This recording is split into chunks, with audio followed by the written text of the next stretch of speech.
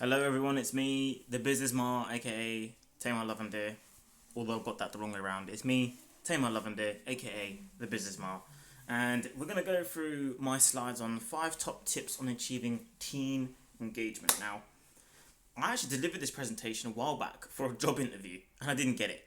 And what they said to me in that interview was actually that I didn't feel very authentic. And I probably agree actually. I was a bit under pressure. The chips were down, the stakes were high, and that's the reality. But I want to still share this with you guys because I know that it will be important and of value to you because it's definitely of value to me. So let's get into it. Because I feel like employee engagement, I'll just start off by explaining the importance of employee engagement. Employee engagement is so important. You know, if your team is not engaged in what you're doing, then at the end of the day, you're already down on your losses. You are already starting behind the 8 ball. You're already at a disadvantage. Now, why would you set yourself up for failure? Don't you want to give yourself the best chance of succeeding? So if we follow these tips, hopefully, practically, you will be able to build and support an engaged team who are united on a one path to one destination, one goal, or at least a few goals, So this is the thing. This is the initial top tips that I had before I had ever begun to do any research or theorize this, right? My initial top tips: maximizing importance. So if you've got a team of 5, each individual needs to feel important. They're relevant to the success of whatever you're doing. In that sense, there's no point having 5 if you're not going to utilize every individual person. You may as well go down to 4. You may as well streamline it. So whatever the team size, they all have to feel that they're important and playing their parts. If you increase the size, double the size, again, everyone has to play their part, have an importance. There's no point having a team of 20 and half the team are underutilized, where you're operating at 75% capacity. In football, a lot of the time, there's a 23-man squad, and maybe some players will never get a start in the whole season because they're just backups. But are they truly engaged? Possibly not. So what sometimes they do, they tend to scale back the squads. They have an 18-man squad because then it creates a more tightly knit group. They can all get the attention they need. There's different ways to do it. Upskill the individuals. So if you have 5 team members, all right, when you built the team, they may have been at a particular level, right? But if there's a plan to also upskill these individuals during the process, during the program, during the project, their engagement is going to be higher purely because there's a longer term investment in their mind for what they're going to get. So it's not just, I'm on a project, I'm doing X, Y, and Z. It's, I'm on a project, I'm doing X, Y, Z. But this is also going to lead to my better future. Not because of just the resume, but it's also going to add to my skill set, my toolbox. So upskill the individuals. Make your team feel valuable, because there's nothing worse than if you're the team leader of 5 people, you're one of 6, there's 6 of you, and the person who you report to, you give him your report package, he goes, yes, thanks, files it, doesn't report back and give any feedback on positive or negative. In a sense, you would feel like what you're doing has no value, there's no point to it. And if you go one level further, the team leader or the manager has to make it apparent how valuable that team is. Self-worth is always individual, but a team maybe derives its worth from how someone else views it and describes it. So it's very important to make the whole team feel valuable. They have a purpose, okay? Make the team feel listened to.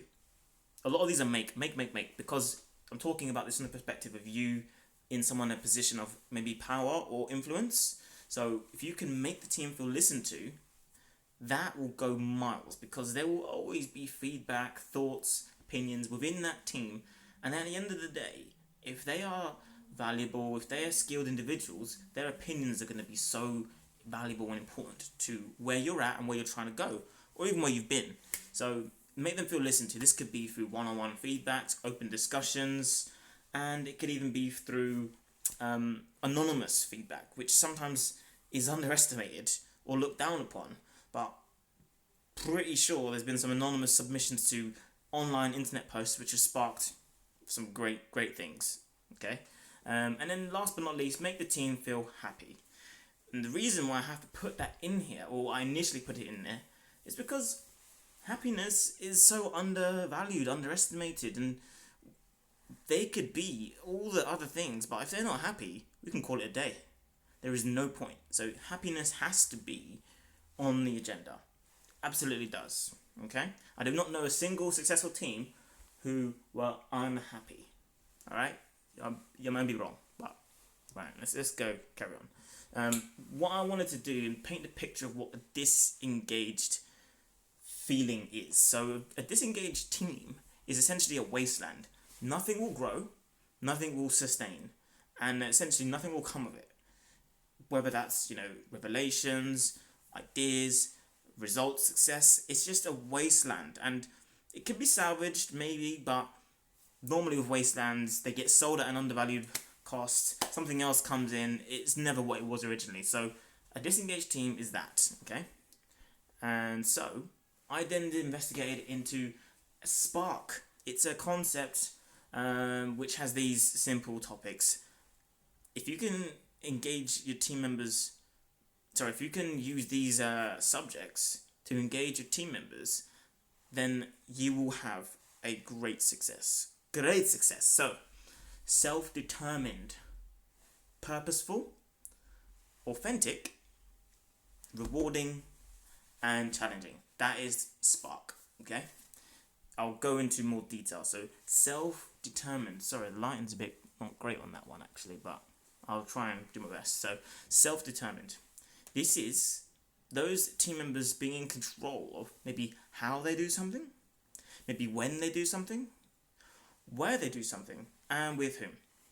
Now you can read that yourself, but in terms of how, I'm going to use the concept of an office worker. Okay, so someone works you've got a team of people working in the office. How they do something. Okay, so do they use a Mac? Do they use Windows? Do they use an Android phone? Do they use an iPhone? Those is them self-determining how they do their work. Okay, when do they work flexibly? Do they work from 9 to 5? Like a 9 to 5? Do they work from 8 to 6? Do they do split shifts? Do they work Saturday, Sunday? Is it in their control? Where's the flexibility there? Can they choose? So when they work. Where they work. This is self-explanatory.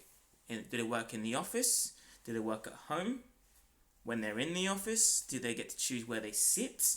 Do they get to choose their lighting? Do they get to choose those different elements? That is where. And then finally, with whom. This one's a bit of a funny one because obviously being in a position of control influence, like I said, with whom could be yourself. So you might even need to look at yourself and say, do you know what? I'm not the best person to work with you. Maybe we need to bring this person in.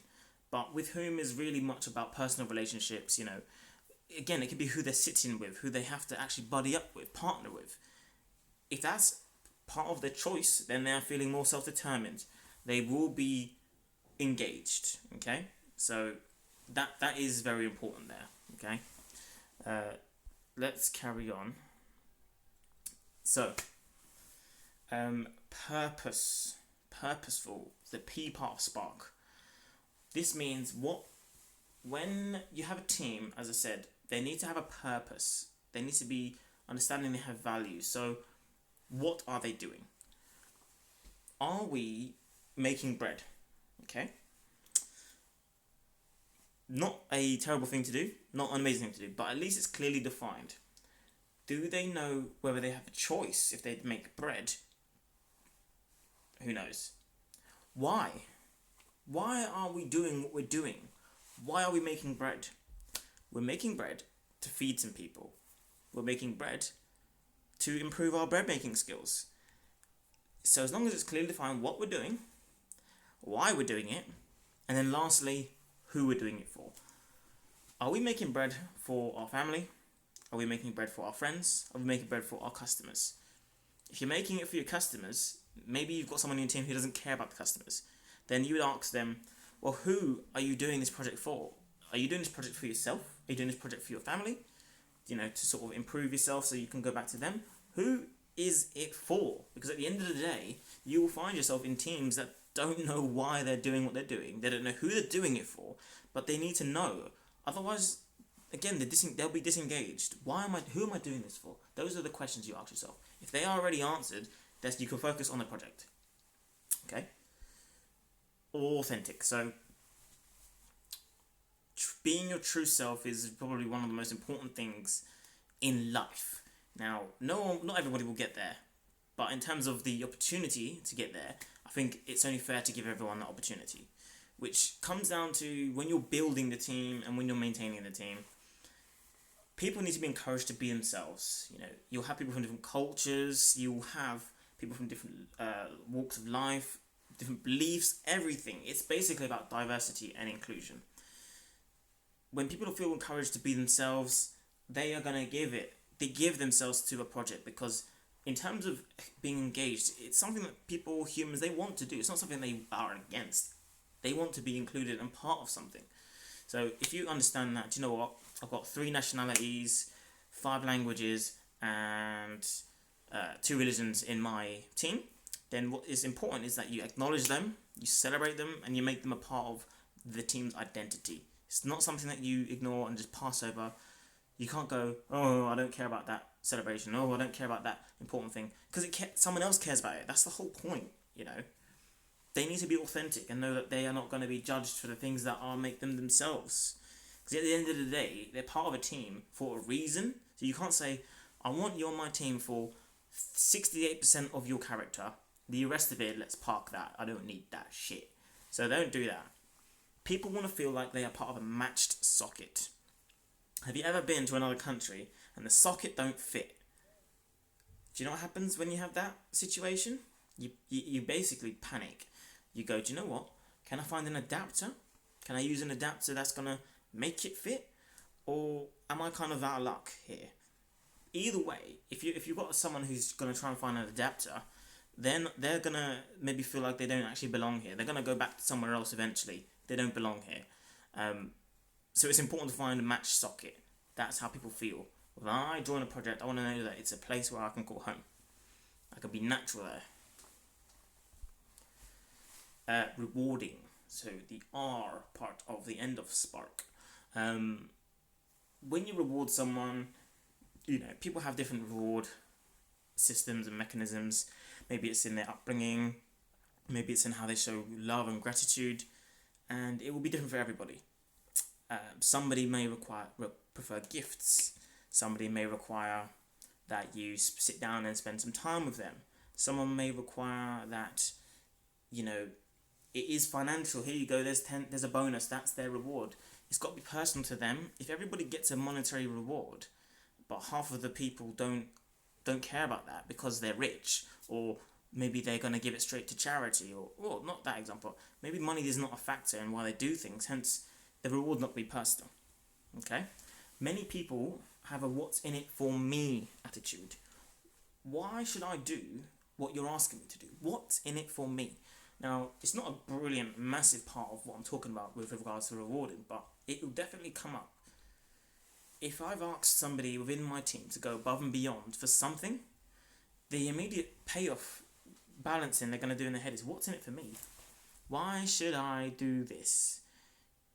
And it's inevitable. Nobody doesn't make the balance in their mind. I mean, it could be an innocent balance they do. They could say, the thing that's in it for me is that I will make you feel good, which makes me feel good. That is a very simple and initial what's in it for me. But if that's not a factor for them, the next stage is going to be, what's in it for me? Is it financial? Is it progress? What's in it? It needs to be there. You know, it needs to be thought out before the reward is delivered, before the incentive is presented. Okay, and then interest. You know, very self-explanatory. They've got to be interested in what the reward is. If you've already rolled out that reward package, no one's talked about it, no one's thought about it, no one's giving you feedback on it, it's probably not worth doing. So there's your rewarding. Oops, I've moved location. And then last but not least, challenging. So mastery. You have to give people the opportunity to hone their skills, display a level of competency which they will be proud of. Football teams is a great example because people want to be part of a great team. They want to play with great people that will challenge them, and in great leagues that will challenge them. Very few will prefer to sit in the low leagues in terms of the balance of skill. If you are an excellent player but you play in the bottom division, very few will willingly do that, and that's not how you build a winning team. That may be that person's individual perspective, but to build a winning team, you need people who are being challenged. Simple. To master themselves. Set goals. Make sure that there is a goal on the horizon. Is it weekly? Is it daily? Is it monthly? What are we going towards? Is the goal easy to hit? Is it a challenge? What is it? I'm hoping it's going to be a difficult challenge. And most of the time, it'll be one which will give them that own instant internal gratification when they reach it. Self 1 versus self 2. Now, the thing with this is you have an internal voice which will tell you, no, don't do that. No. And to engage people, you have to really get them on a level where they don't listen to that second voice, that voice that tells them, no, you can't do this. So if you're running a project, a business analyst project, and you've got someone on the team who maybe is very new to the role, so whenever you assign them a piece of work, their self too is telling them, you may not do very well at this, and at the end of it, when you submit the work, your team leader, your manager is going to be unhappy with it. It may be up to you to identify that and say, do you know what, let me get in ahead of that. Let me shut down number 2 and say, do you know what, listen to number 1. You got this, you're here for a reason, carry on with what you're doing. I have faith in you, and we will get there. That's the self 1, self 2 battle.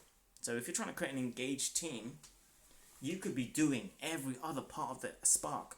But if someone's got a self 2 telling them, nah, this isn't worth it, this isn't working, this is too good to be true, you can kiss all that goodbye. Kiss all that goodbye. And that's part of the social behaviours we have here. If you're working in a team, but maybe you're working remotely, you don't see that team every day, you don't get that social learning. You have to facilitate that. You have to make sure people can come together and have that understanding where you observe how other people behave, you relate it to yourself, and then you move forward. So if everyone is working well in a team, or struggling to work well in a team, bring them into a more social setting. See how they react, and that will aid you in supporting them going forward. That is Spark, okay? So that was Spark. This is what an engaged team looks like. A field, a crop growing, spreading its wings and, really thriving. What happens with an enriched crop? It goes to harvest. You share it out. You share it, you celebrate it, you maybe promote it, you sell it, and it's hard work. It takes a lot of hard work. But do you know what happens when that harvest season's over? It restarts, and you go again. It's never the end. It's never the end. So an engaged team is so important, so valuable. I can't stress that more. Okay? So when I finished that, the end point there, I have to say, I started off with maximising importance, upskilling, making the team feel proud, making the team feel listened to, and making the team feel happy. Those are all part of the Spark. All part of the Spark. So if you want to take the main points from today, if you can, make your team feel important, upskill them, invest in them, make them feel valuable, make them feel listened to, make them feel happy, relate it back to Spark, we'll have some great success. You will build winning and successful teams. You will be the Pep Guardiola of whatever industry, whatever faction you're in. Okay? So if you've got questions, if you want to have a bit of a dialogue and talk about how your team improved or went worse or what you did, please do that. It's important to share it. I'm sure you'll learn something from doing it as well, from just presenting it and having it fed back. More than happy to engage in some conversation with you guys. So it's been me, the Businessman. Please subscribe for future videos and look out for more updates. Thank you very, very much.